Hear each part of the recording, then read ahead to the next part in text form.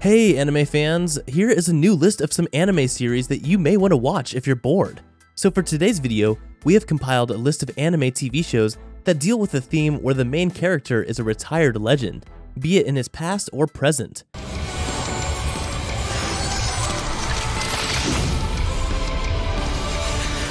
What matters the most is that these legendary characters are cool, badass, and overpowered, and overall they play a big and important role in their given animated series.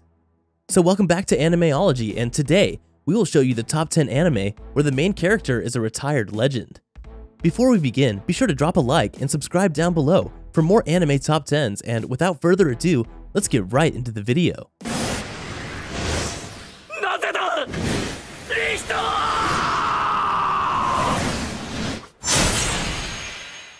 Number 10. Suka Suka.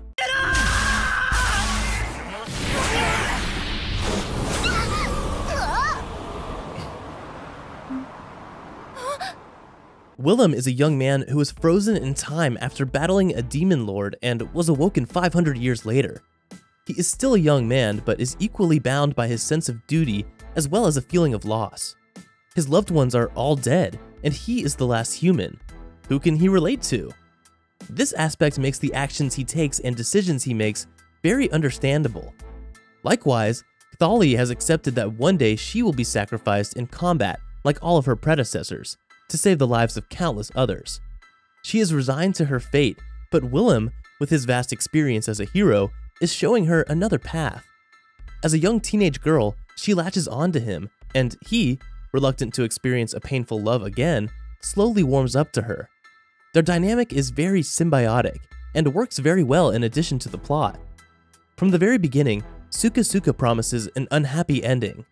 In an ambiguous, cold opening, we hear Thali narrating her love for Willem, juxtaposed with scenes of various calamities befalling future characters. As the show goes on and the characters come to mean more, and the world reveals itself, the memory of it becomes more chilling. Number 9. Your Lie in April.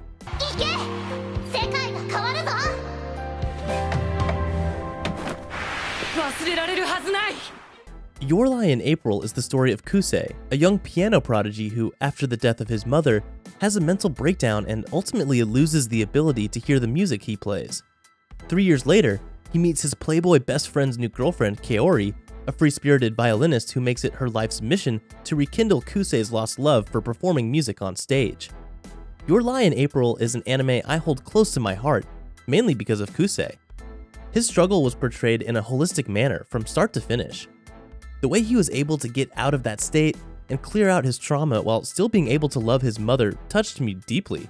So deep that I take inspiration from him at times. Number 8. The King's Avatar.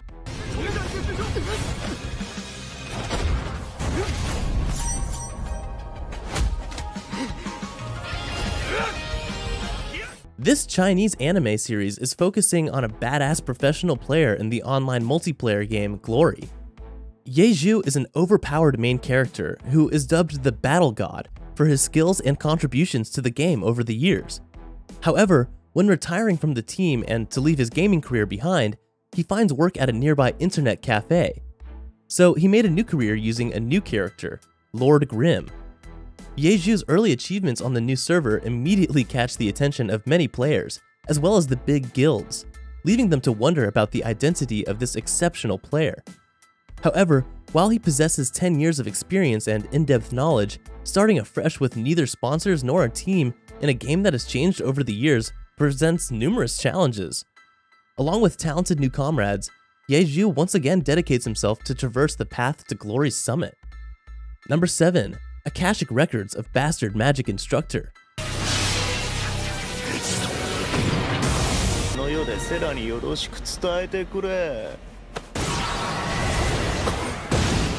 Meet Glenn Radars, the low-life substitute teacher of Alzano Imperial Magic Academy. In hindsight, Glenn may be the least likable person to be a teacher thanks to his lax nature, his ignorance towards magic, and others. There seems to be one thing that motivates him: money. But all negative traits set aside, Glenn Radars is a former execution officer that worked for the Imperial Court Mage Corps. He used to be a very highly skilled mage that somehow comes to hate the magic he uses himself for some reason. Overall, this is a really great magic anime that does go in detail of how the magic works, and does a lot of storytelling within its world and characters alike. If you're into ecchi, supernatural, or action anime, or you just need an anime to watch, then I'd highly recommend you anime fans to give this one a try because you may actually like this show for what it is. Honestly, I hope that there will be another season because I really enjoyed this anime. Number 6. Plunderer.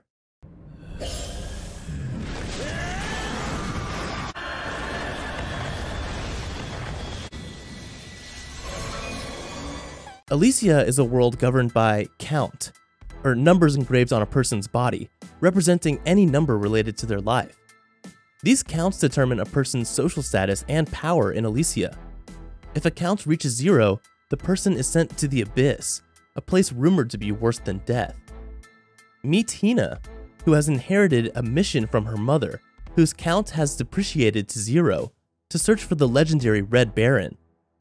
In her adventure, she meets a half-masked swordsman named Lick, who tries to hide his identity, as he is known as a degenerate for having an incredibly low count. While having a good time, Hina is tricked into a battle with a military soldier.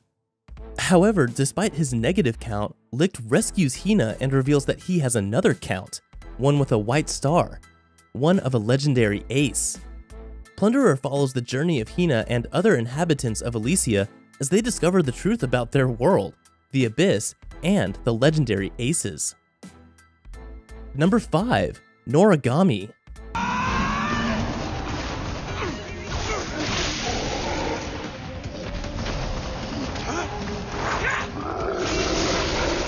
Noragami is another good anime series that you should check out.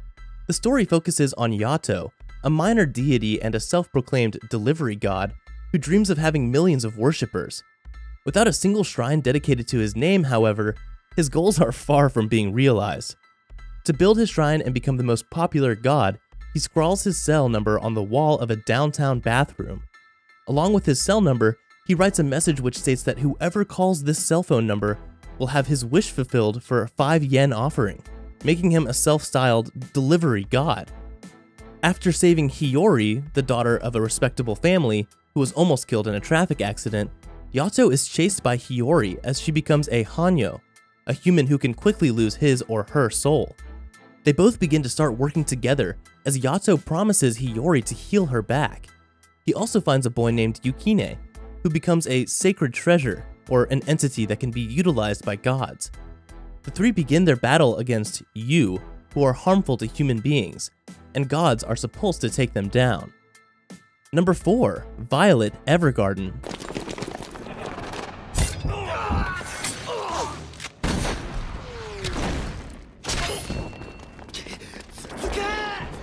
This story is set in a fictional Victorian era world at war. The aesthetic of the world has been beautifully mastered and assists the plot through and through.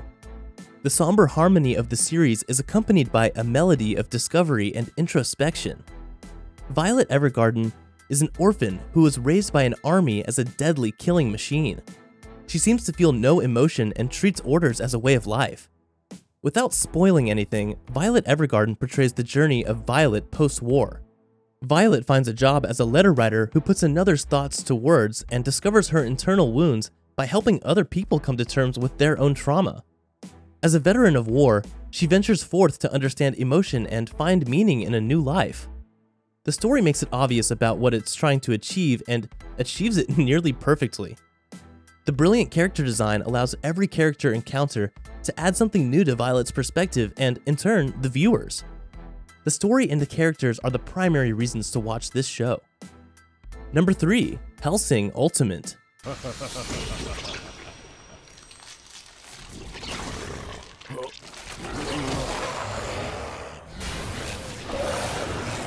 First of all, Hellsing is a vampire action anime that follows creatures of darkness and evil that plague the night, devouring any human unfortunate enough to be caught in their grasp.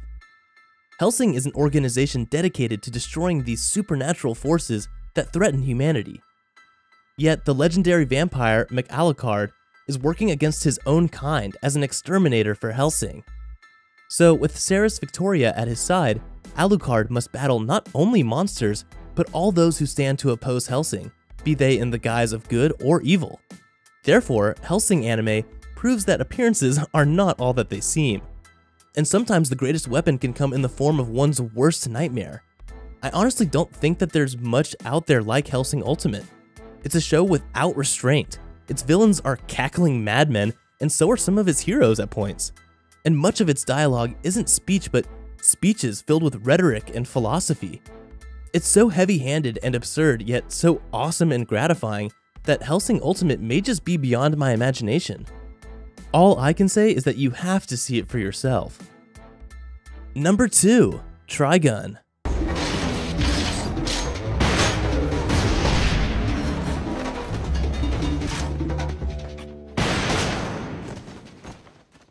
The Trigun anime series depicts the legend of the overpowered main character Vash the Stampede, who is the man with a $60 billion bounty on his head. The reason? He's a merciless villain who lays waste to all that oppose him. Also, he flattens entire cities for fun, garnering him the title of the Humanoid Typhoon. He leaves a trail of death and destruction wherever he goes, and anyone can count themselves dead if they so much as make eye contact. Or so the rumors say. In actuality, Vash is a huge softie who claims to have never taken a life and avoids violence at all costs. With his crazy donut obsession and buffoonish attitude in tow, Vash traverses the wasteland of the planet Gunsmoke, all the while followed by 2 insurance agents, Meryl Strife and Millie Thompson, who attempt to minimize his impact on the public. But soon their misadventures evolve into life or death situations. Trigun is one of the common 26-episode TV anime, but it's indeed one of the best ones out there. The animation is great. Great opening, great ending, and great background music throughout the entire show. I like some of the tracks so much that I often listen to them while I'm exercising. And finally, at number 1, Rurouni Kenshin.